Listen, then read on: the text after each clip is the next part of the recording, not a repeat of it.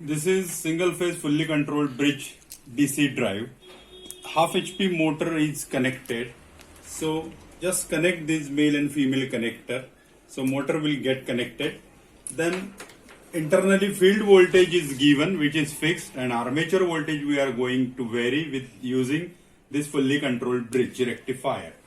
Now the connections are like this. First connect the ground of CRO to the ground of the kit. Then short point B and A. Then switch on the power supply.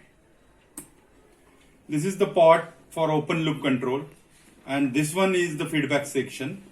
Now if we go on varying this, the motor will start moving slowly.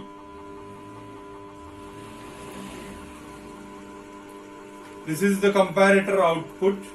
This is the firing angle. From this you can measure the firing angle which is given to the rectifier circuit. Output voltage you get here. Then this is the pulse stuffing circuit output, and you get G2K pulses to observe over here. This is the open loop control. When we go on varying this, speed of motor goes on increasing. You can monitor the voltage given to the motor armature over here, and then you can measure the speed of motor using tacho generator.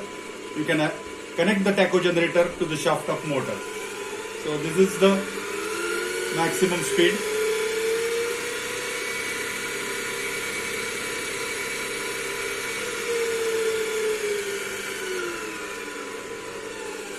Pause.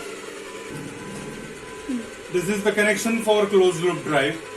Connect point A to the V feedback output point over here using this cord. Connect the ground of CRO to the ground of kit. Now you can vary the voltage and the speed of motor using this port.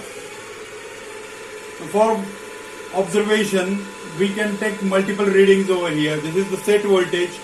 This is 0.45, and this is the actual. This is 0.48. Now this is 0.57. This is 0.55. This is 0.70. This is 0.68. So it tracks. So VSET and VHL are the same just because of the feedback. So this is the circuit and the operation for closed loop drive. We can vary the speed using this port for closed loop operation. That's all for single phase fully controlled bridge DC drive.